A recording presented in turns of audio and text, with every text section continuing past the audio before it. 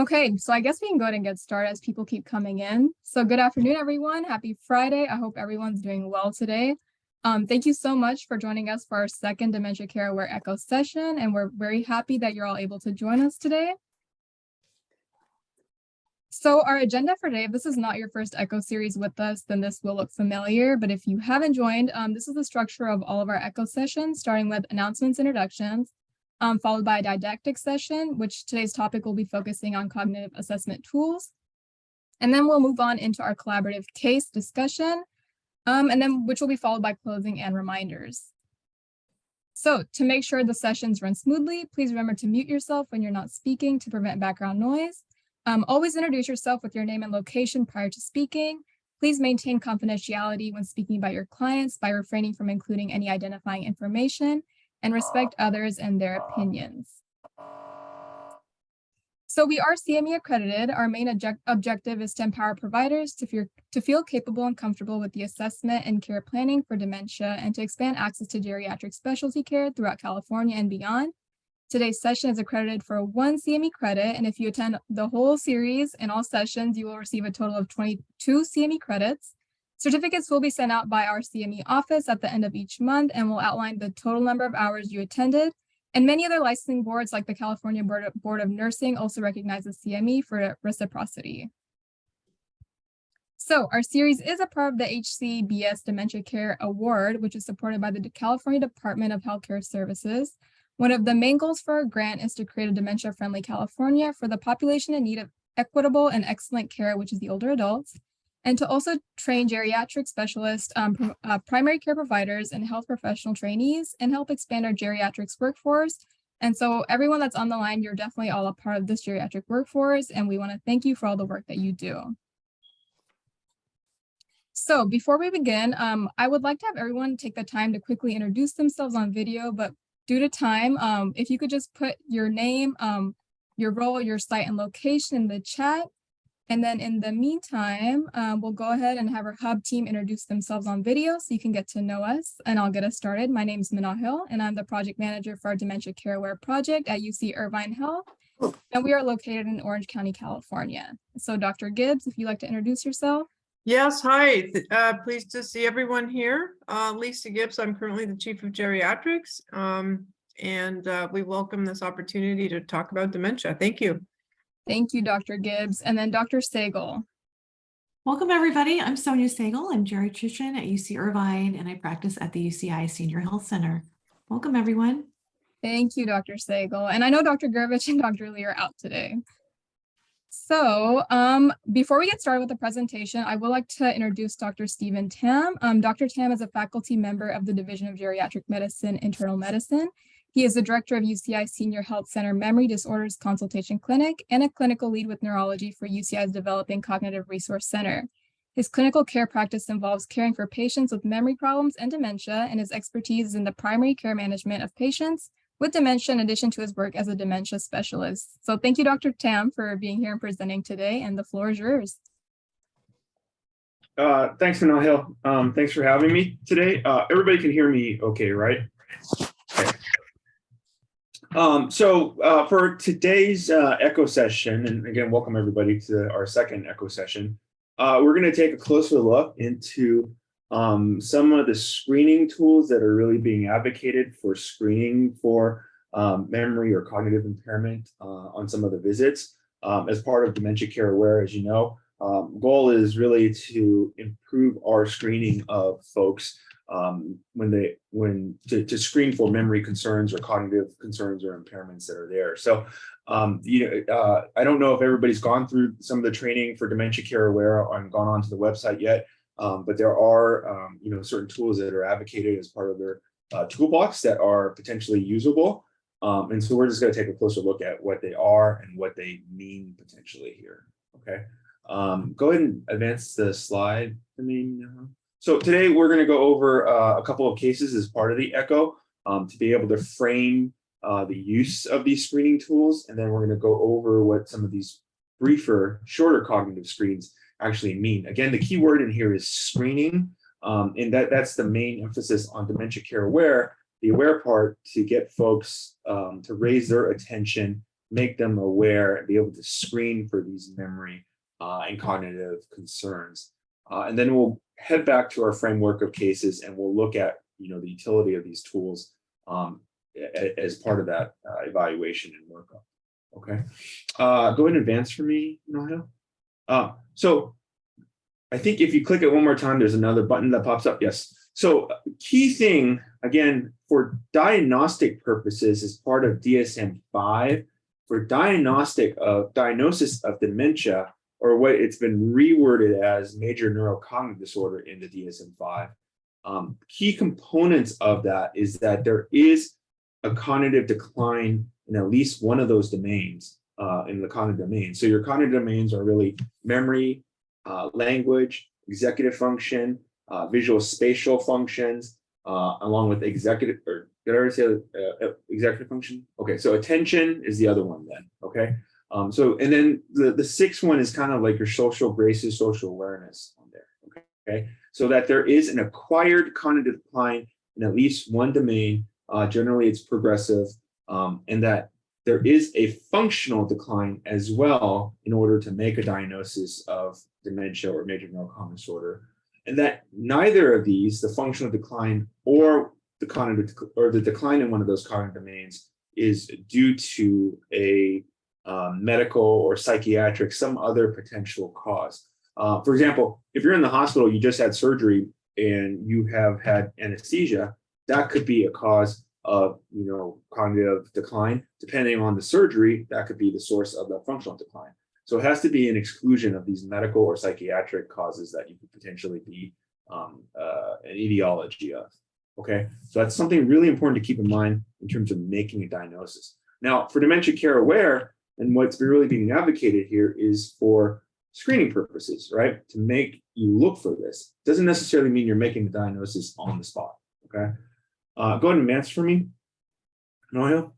And so those types of cognitive decline that you're looking for, essentially, again, they come in three kind of main forms. If it's not caused by a medical or psychiatric reason, the previous slide and this slide were taken from the Dementia Care Aware, essentially, from the website and the training program.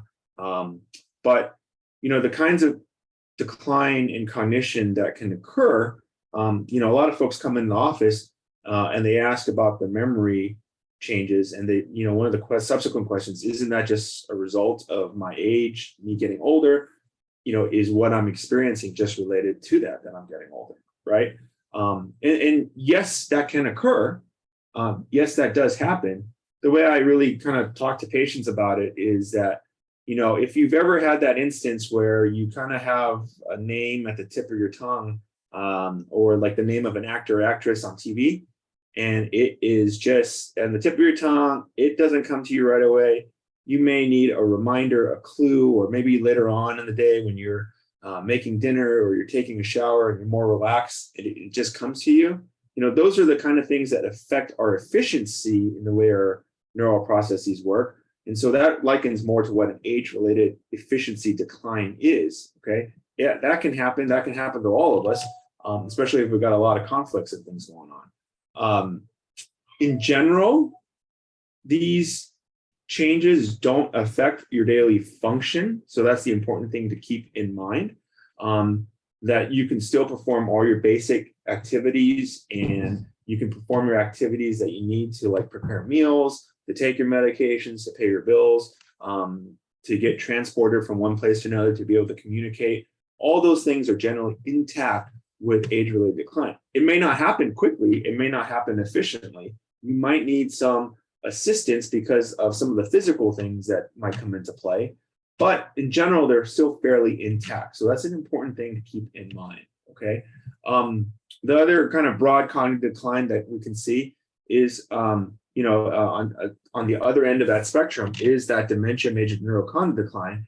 Again, there's a decreased or deficit in one of those cognitive domains there, and there is an impact in that case on your performance of daily functions, your activities of daily living, and your instrumental activities of daily living, right? So your ability to bathe, get dressed, use the toilet, prepare a meal, eat, take your medications. All those things can be impacted as a result of a true dementia major neurocognitive disorder, especially when there is no medical or psychiatric reason when we attribute it to that. That's the case. Okay. In between those kind of broad cognitive decline states is something called mild cognitive impairment. Initially, this was developed back as more of a research tool to identify folks that we might be able to say that they were more likely to go on to develop dementia and that we can identify early on, so that we can have them tested, be evaluated for clinical trials, maybe try to prevent the decline in memory. But essentially, the way we categorize this broader diagnosis of cognitive impairment was that these are folks that have some deficit that is really there in terms of their memory and their cognition when you test them, but their daily function is still intact, okay? So the key thing about dementia and major neurocognitive disorder is that that daily function is impaired by the cognitive dysfunction. In that early mild cognitive impairment, those earlier stages, presume that it's that the daily function is not impaired, okay? So that's important for diagnostic purposes in terms of thinking about this framework here, okay? Go ahead and advance to the next slide, Manoha. Go ahead and keep going. I think these are just things that pop up with it. Okay, so now to frame, so again, we're going to talk about some of the screening tools to look at cognitive impairment that are available out there. And to frame that, we're going to use a couple of cases and what we can do in these couple of cases and how we would approach them, okay? So the first case that I have for you all is a 72-year-old female who's got kind of your average medical history that we tend to see a lot in the office, presence of diabetes and high blood pressure. And she's just in for a routine visit. She came in by herself, you know, and again, as part of that screen, as part of what you might do for an annual wellness, let's say, you know, you as a clinician ask the question, how is your memory doing? And then she goes into it and she really tells you that, hey, you know, I've got some concerns coming up. You know, I'm starting to forget some names. Sometimes it's harder to come up with words. I misplaced some items here and there. And this has been going on for the past maybe 1 to 2 years. It's become more noticeable. You ask about their performance of their ADLs and their IADLs. And in general, you get the sense that they're still, you know, taking their medications, they're still paying their bills. You look over their medication prescription history, and you can tell that they've been taking up their medications appropriately. Their A1C is in a reasonable range at 6.8. You haven't heard anything about hypoglycemia or hyperglycemia symptoms. You know, she has some concerns because another thing is that her sister recently got diagnosed with dementia. And, you know, her sister's 78 at the time. She's single, she has no children and lives on her own and is retired. So, you know, this kind of memory story is brought up to you. And then the question becomes, okay, what do I do with that information, right? What can I do to either work up this individual further, or what can I do to reassure her, right? What kind of evaluation or testing can be done, okay? So that's one potential case, you know, that I've had that you can easily see in the clinic in that sense. And then, you know, to contrast that is another case that we have here where it's an 84-year-old female who actually comes in with his daughter. He's widowed.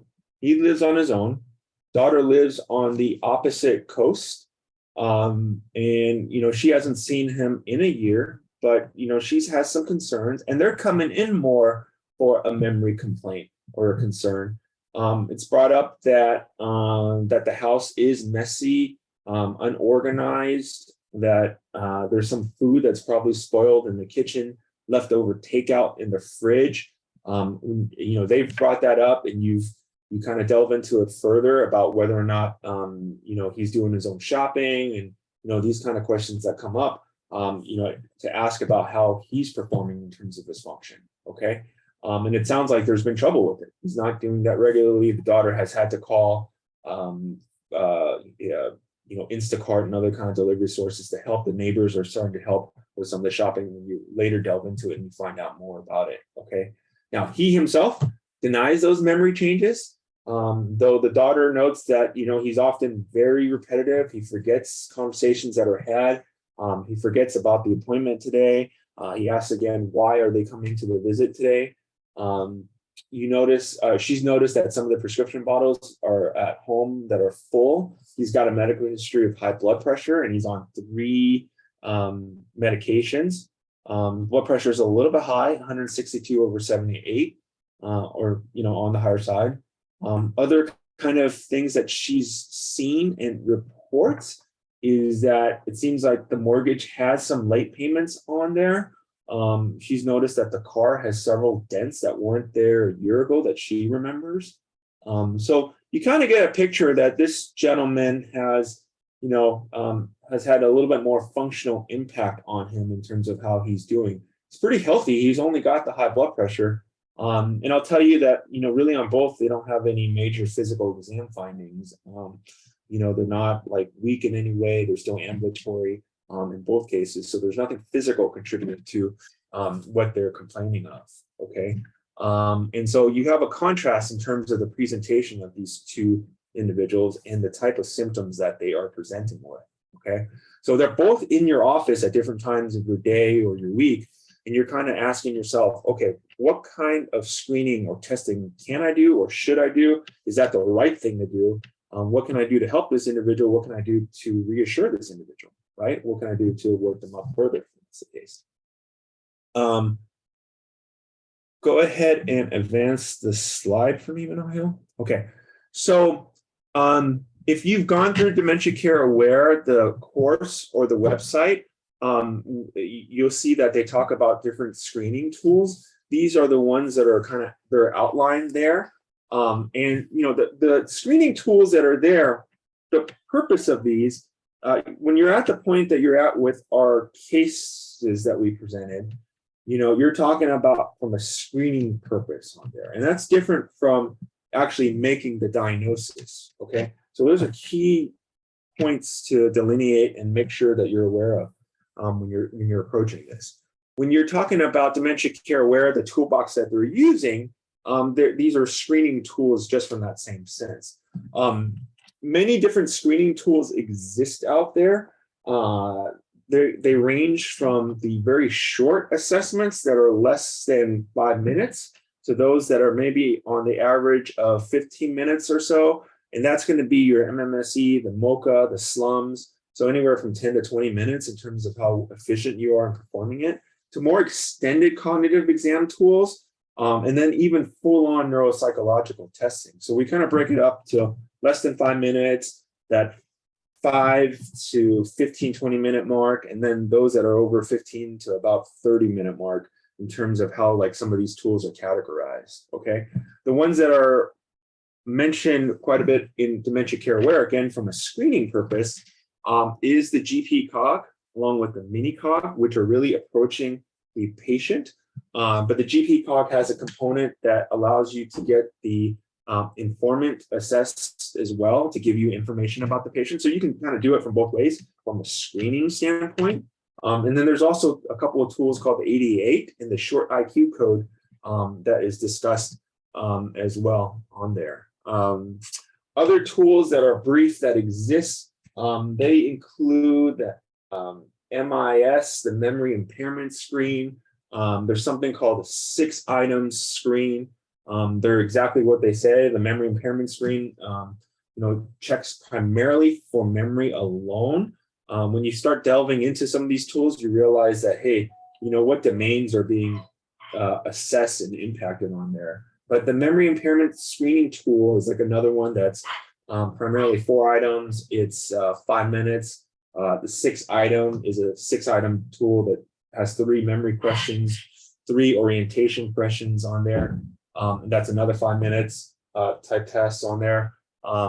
There's also a couple of other tests out there that assess more like semantic type knowledge. Who's the president? When did World War I or World War II start? Like those kind of questions that are attributed to them. Again, short screening tools. but available out there. I think in general, most folks like using the GP cog and the mini cog 88 and short IQ code if they need to in terms of getting this information from the informant, just because it tests, it's quicker and it tests more the memory components to it, because a lot of patients come in with that complaint, so they can reach for that easily, and the familiarity with these. Okay, if you go into the next slide, Manahil. So this is what the mini cog looks like. It essentially composes of a 3-item word recall, along with them having the patient perform a task, and then recalling that information afterwards. There's different versions with different words that are used. These are examples of some of the words. I'm sorry that it came out blurry on here. But from my practice, I tend to stick with a couple of these words. I use apple, table, penny quite a bit, just because I've memorized that. Again, familiarity with this has allowed you to remember this easily, and it's pretty quick to administer. So you ask them to repeat to say the words and repeat those 3 words, and then you have them move on to the task of drawing the clock. And then after they draw out the clock, put the numbers to the clock, set the hands to the clock, you ask them to go ahead and like I said, set the hands to the clock. And then you go on to ask them to repeat those 3 words that you asked to repeat earlier there. So it's fairly quick, generally under 5 minutes. Sometimes, I'm doing this, I begin doing this as I start to examine the patient, or I'm coming to the end of the exam. Again, when it's called for on there. Okay. You score recall, based on the number that they recall. And the clock in general, there's different ways that people have looked at this, but most folks use a 0 or 2-point system for the clock draw. Okay. There's no 1 in there, so that it doesn't make it hard to interpret. They either get all the components of the clock, or they get none, or they miss 1. So it's kind of like a pass-fail situation with the clock. It's normal or it's abnormal in this case here. Okay. So it's out of 5 points then. Go ahead and advance the so again, 3-item recall. There's a clock drawing test. And then, this is validated for screening for cognitive impairment in primary care. And it's less affected by ethnicity, language, although those are significant components. And we've been raising this point with our iPhones and our digital clocks. There's probably going to be a day soon where we don't know what a clock looks like, or how to set the hands, if you think about it. But for the time being, this is still what it's set at. Go ahead and advance the slide for me. Again, apple, table, penny are tend to be like a set of 3 words that I use frequently just because I remember it. The other 3 that I tend to use is rose, ball, key, but based off of my training, I've been using those 2 sets. There's 2 other sets that I've used and alternating in quite a bit, but I'm familiar with them. You ask them to do the clock, set the hands, and then repeat the words. Go ahead and advance the slide, Manahil.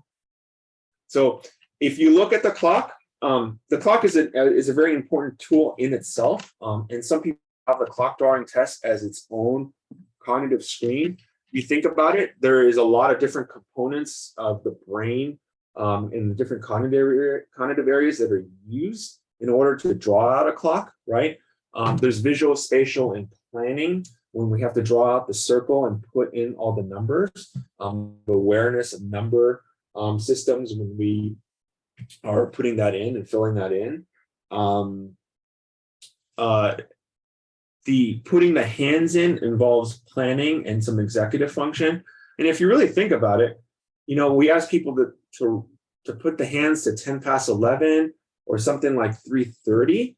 It's abstract, right? 10 is not past 11 if you really thought about that, right? But you'll see people set the hands inappropriately like that when they do.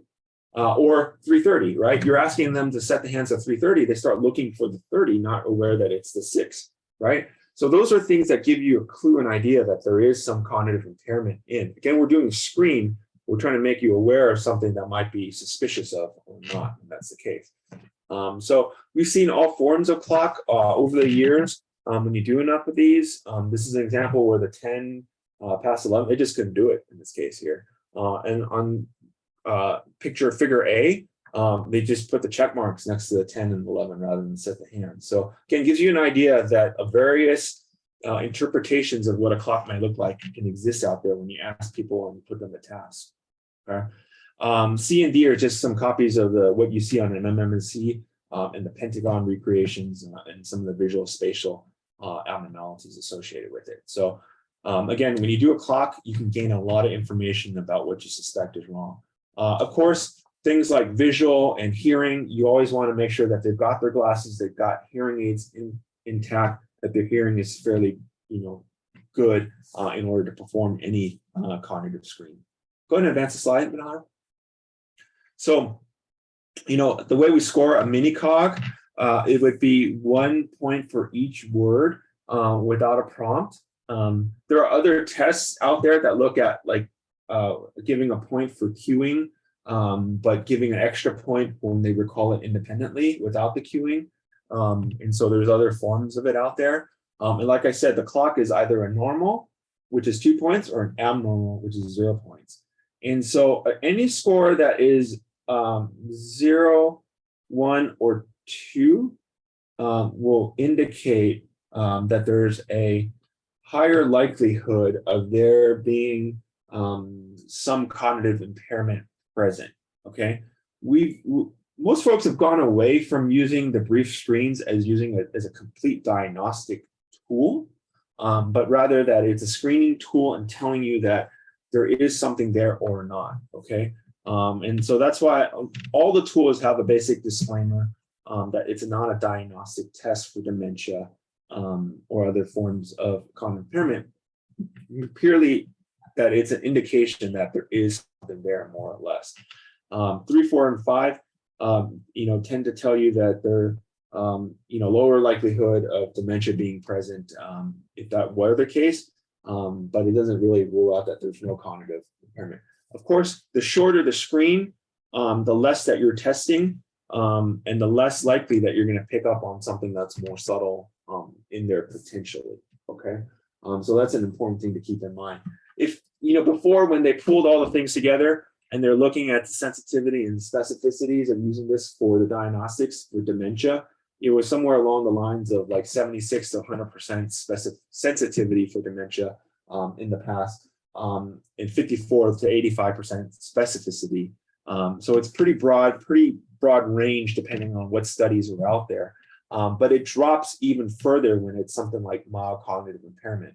Again, the situation where there are some deficits, but there is no functional change. And sensitivities would drop all the way to like 39, 40% when you use a brief screening tool like a mini cog for that purpose there. Again, these screening tools, there's some utility there to tell you that, hey, there is something going on, and that we might want to use it, to use a longer test or do some further assessment as a result of that. Okay. Now, one thing about the mini cog and some of these brief tools is that, while it certainly doesn't rule things in or rule things out, if you got a score of like 5 on a mini cog, it could be fairly reassuring to the patient at least, and that can give you different tracks in terms of how to approach the patient. You may say to them, it's a 5 now, maybe we can have these two options of like, we can continue to monitor this and retest you in 6 months or X amount of time and see if this is holding up, versus getting some longer tests done for you now. So that way you can work with your patients in terms of having some options in terms of where to go at that point. Whereas if it was abnormal, you may want to approach them and say that, hey, let's do some further workup if that's the case. Again, this is provided that there's no other medical or psychiatric causes that you're already looking for potentially. Go ahead and advance the slide, Manahil. This is the GP cog, which is another short assessment. This is a big one that is noted on the Dementia Care website and the training program. This is probably preferred in the sense that you're capturing a little bit more information, and that also it stays short. Again, the shorter it is, the more information that you kind of lose out on, essentially, but the more efficient you are in terms of trying to get something done. So that's always the issue, right? We have busy clinics and trying to figure out how to do these things. So, this one is probably around that 5-minute range too. But it does give you a little bit more information. It's probably a little bit longer than what the mini cog is on there. But it shouldn't be too much longer on there, okay? So what the GP cog makes use of is also an orientation component, asking them about what the date is. It has to be exact on there. Asking them to do a clock as well, okay? It gives you some components, points, and it doesn't separate it out. So it does separate it out, whereas in the mini cog, I said, kind of the more adopted way now is it's either normal or abnormal. But whereas in the GP cog, they'll give you room for error if you put the hands right, but the spacing is wrong on the clock there, okay? It does nicely ask you a question about information that happened in the news recently. And this question should be fairly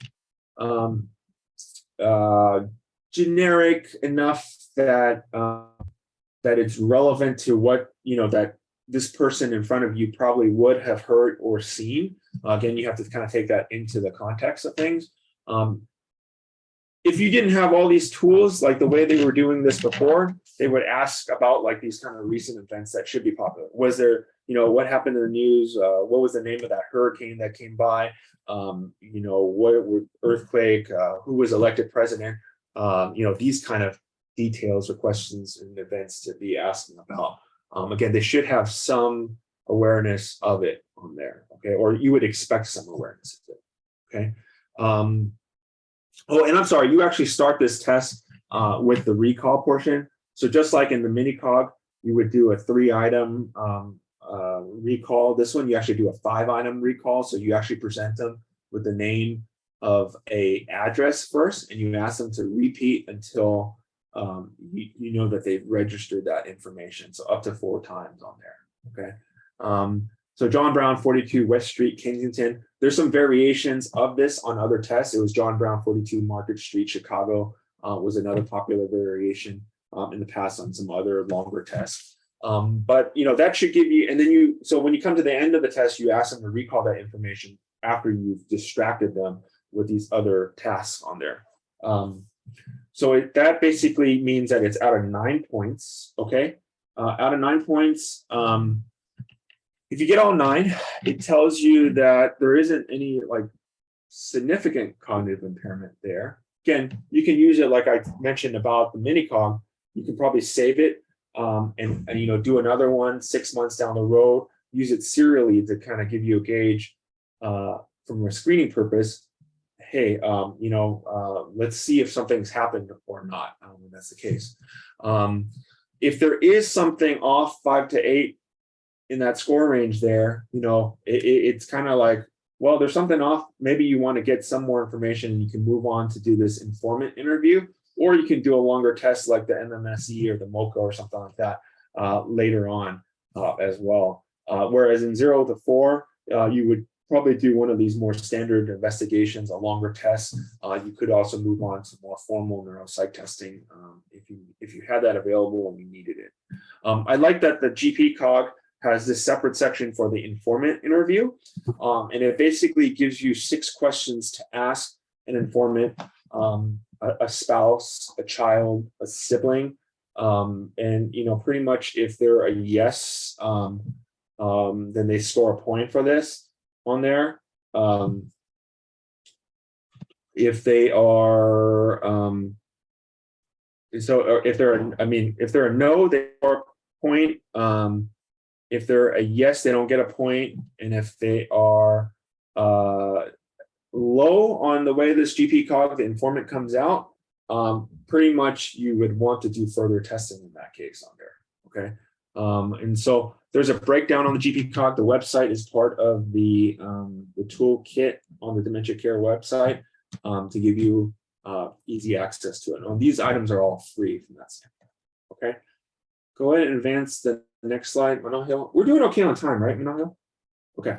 And so those are the 5 minutes or less screening tools that are out there. Again, sensitivities all vary. They're probably much better at telling you that there's some cognitive impairment that there's there or not. And if it is there, that you should probably use, some other testing or more additional evaluation. Again, that's also in the context of looking for any other kind of medical or psychiatric problems, if that were the case. Okay. The other tools I mentioned earlier on were things like the memory impairment screen, the 6-item screen, a couple of the other tests and screens that we're looking at more like recent events and orientation that I had mentioned earlier. Okay. I just want to touch base briefly on the mini mental and the MOCA. These are a little bit longer tests. Again, like the shorter screens, we wouldn't really use an MMMC or a MOCA alone in terms of diagnostic purposes. But sometimes in the right context, depending on the level of impairment and the history, they may actually be able to give you that information to make the diagnosis, especially if they can't go on to do a longer test or a full neuropsych evaluation of battery. There are neurologists that we've worked with plenty that will utilize this. I've done this myself where, a MOCA was sufficient in the right kind of context, in the right kind of history. Manahil, I'm going to pause for 1 second. I just need to open the door here. I'm sorry about that, folks.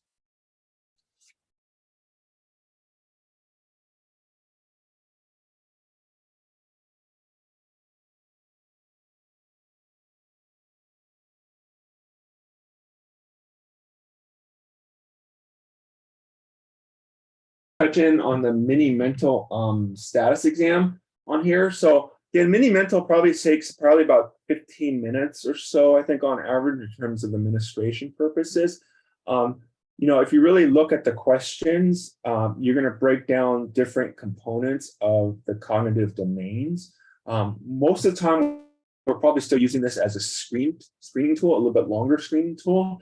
But you're going to choose your tools based on the time you have and what you're looking for on here. So the mini mental will give you some information if they're aware and they're oriented. It'll give you some information on their attention abilities. So their ability to use serial 7s, you have to be able to hold your concentration and focus to be able to follow through with that whole task. Their ability to recall test the short item, the short recall portion of it. Their ability to recall their language and semantics by naming something, their ability to visually spatial construct by drawing the pentagons, and then you're going to score out of that. These have been broken down. I mean, I think various trials have been pulled together to look at, where is the level of the number on here that indicates that there is some cognitive impairment present. I think, there's a lot of variability, but most people will regard 23 as kind of an accepted level of abnormality on there. But certainly, it kind of depends on the situation on there. Some people score higher. Again, you can probably use this serially to follow a little bit in terms of like from a screening standpoint. Hey, you did 28 out of 30 this time. I'm not too suspicious. You did fine on the recall part of it, but you missed a couple on the attention and you can get 28 out of 30. Let's redo this again in 3 months or 6 months time and find out, okay, did it decline further? Do we have to do more? Versus we can, try to get some more longer testing at this point now in terms of how to approach this. This has been pulled together and looked at in terms of a lot of different studies. And it probably has the sensitivities and specificities in the 80% range for here. But again, much better for dementia versus mild cognitive impairment. Whereas in mild cognitive impairment, the testing drops all the way down to about 60% in sensitivities and specificities. So just something to be aware of in terms of the use of these tools. So I think most of us will agree that we like to use these from a screening standpoint. If you see that it's dropping off 3-4 points a year, and the history is fitting appropriately, you can't have it, and you don't have easy access to neuropsych testing or longer testing, you might be able to make that diagnosis here and there by doing more than one MMSE on an individual over time, and that's the case. So that's something to keep in mind when you're using this. So again, about 15 minutes to do. It's easily accessible. Go ahead and advance the slide for me, Manahil. The MOCA is another popular one, the Montreal Cognitive exam. The difference between the MOCA and the MMSE, it's probably about 15, 20 minutes, might be a little bit longer to perform this on average, I think. It's generally accepted that the MOCA is better if you've got folks that have a mild cognitive impairment in terms of picking up and detecting it, than the MMSE is. So that's something to keep in mind. People always tend to score lower on the MOCA than the MMSE by a few points. So that's something else to keep in mind.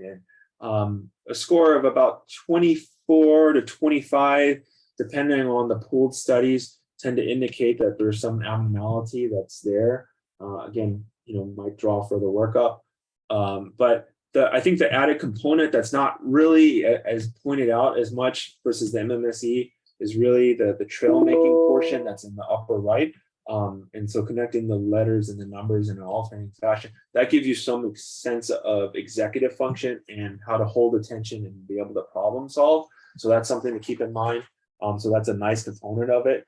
And it does also have that 5-item recall, which makes it a little bit longer and more extensive than that mini mental on there. Okay.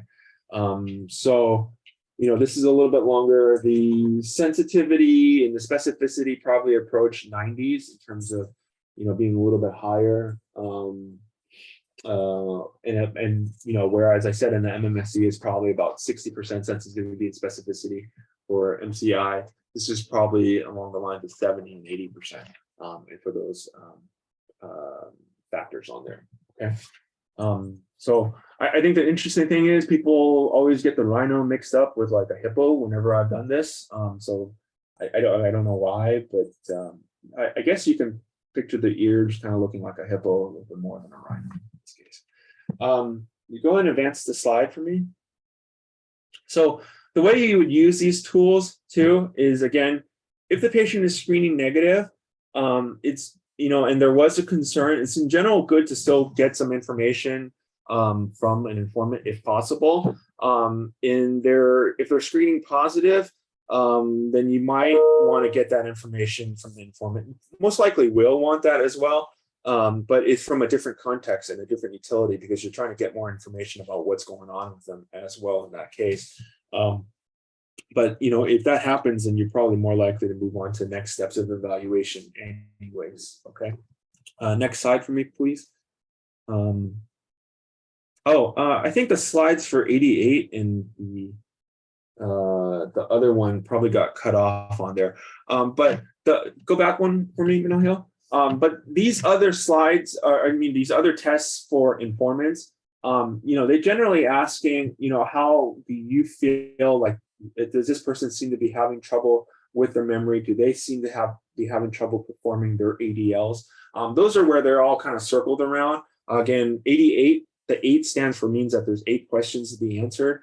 And the IQ code one, they're probably similar. I think it's 7 questions on there. And you also saw an example of it on the GP cog, the informant portion, where there was 6 questions, if I recall correctly, on there. Okay.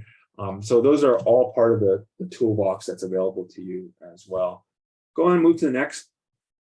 So we'll circle back to our cases that we presented.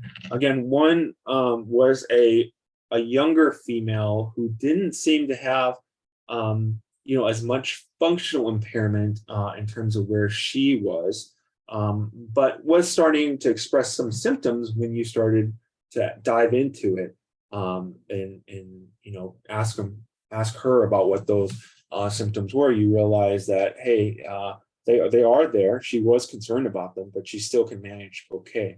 And you contrast that with the other older gentlemen.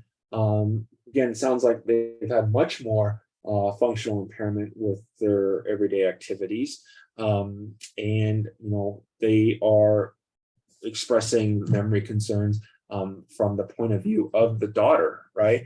This is a situation where the patient is not expressing it. So, you would say that, in terms of cognitive testing, if they're in your primary care office and the steps that you might be able to take next, again, depending on your time, you might be able to do a mini cog or GP cog on both of these individuals, really, right? I think the 72-year-old female, again, depending on the circumstance, might be more agreeable to doing the GP cog, right? It sounds like she might be.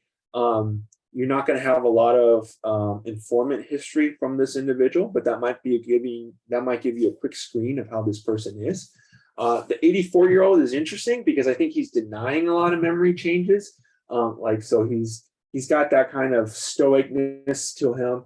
So he might not participate, and be a little bit more adverse to doing a longer test. GP cog is asking stuff like orientation and asking a little bit more longer memory question.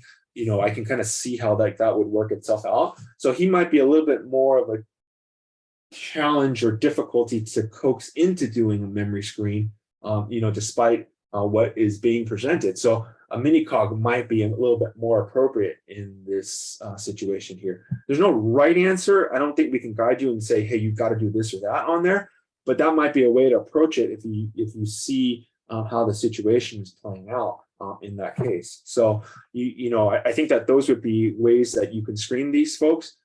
If they're willing, then you might, be able to move on to an MMSE or a MOCA or slums afterwards, or you fit it into a follow-up visit, really, in that case too. So those are potential options there. Okay. Go ahead and move on to the next slide. I think that's it for me. So that brings me to a wrap. But thank you for having me, and again, happy to answer any questions that have come up for folks. Yeah, thank you, Dr. Tam, for presenting. It was a great presentation. So yeah, does anybody have any questions for Dr. Tam? And feel free to unmute yourself and ask.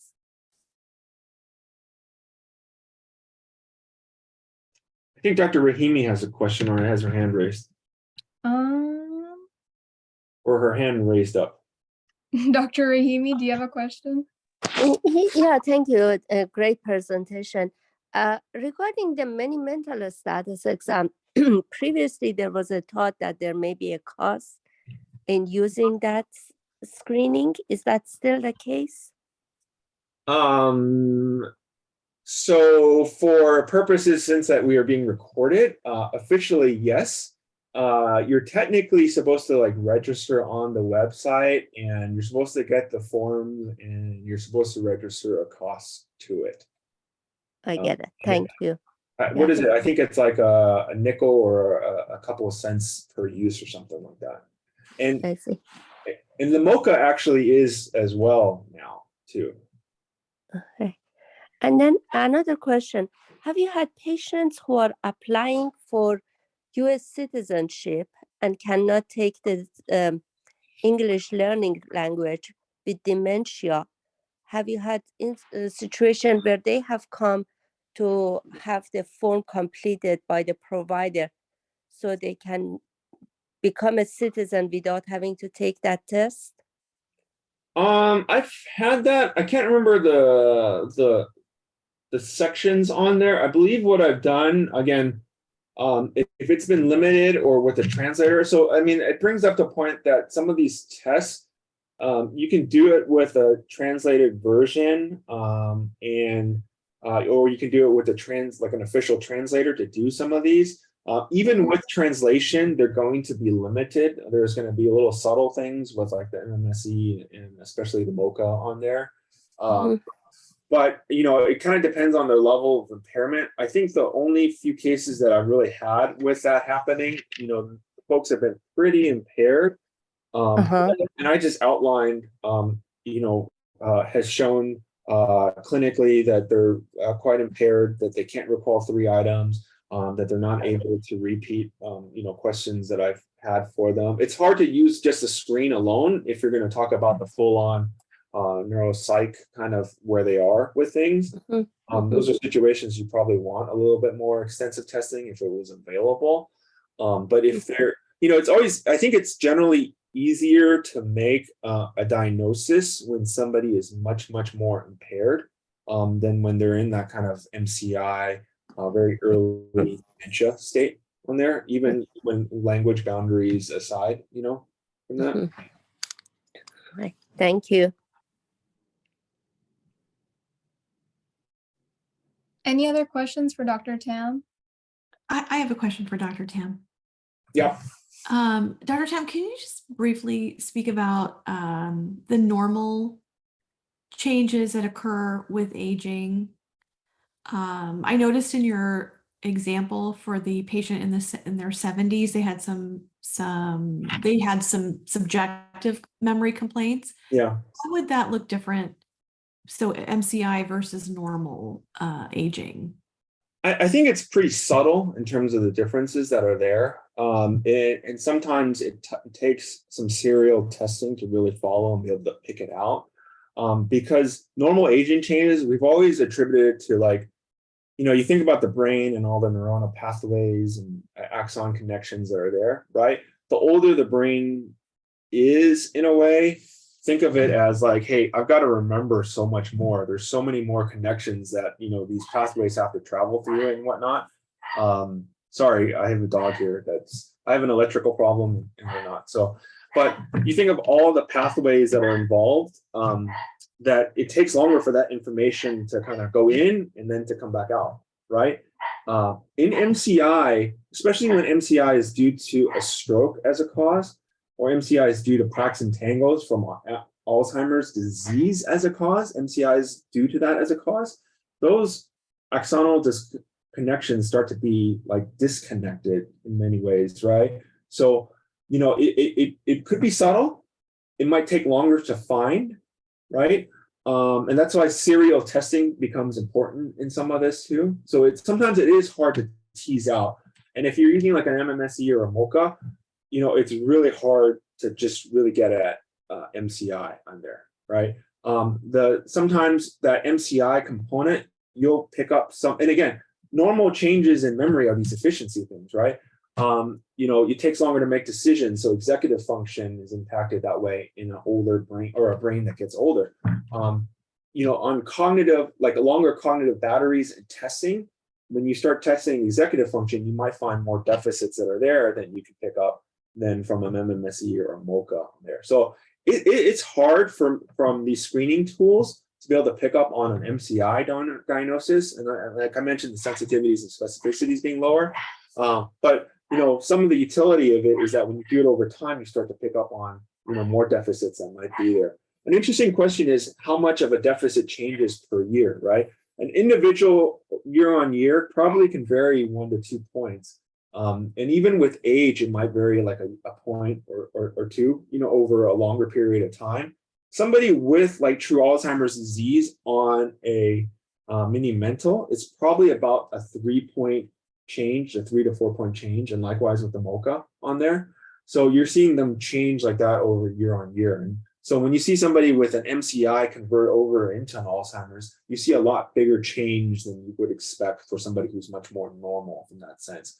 Again, we're talking about excluding or making sure we don't have other medical problems or psychiatric problems or medications, things like that that might really impact a person's cognitive complaints, right?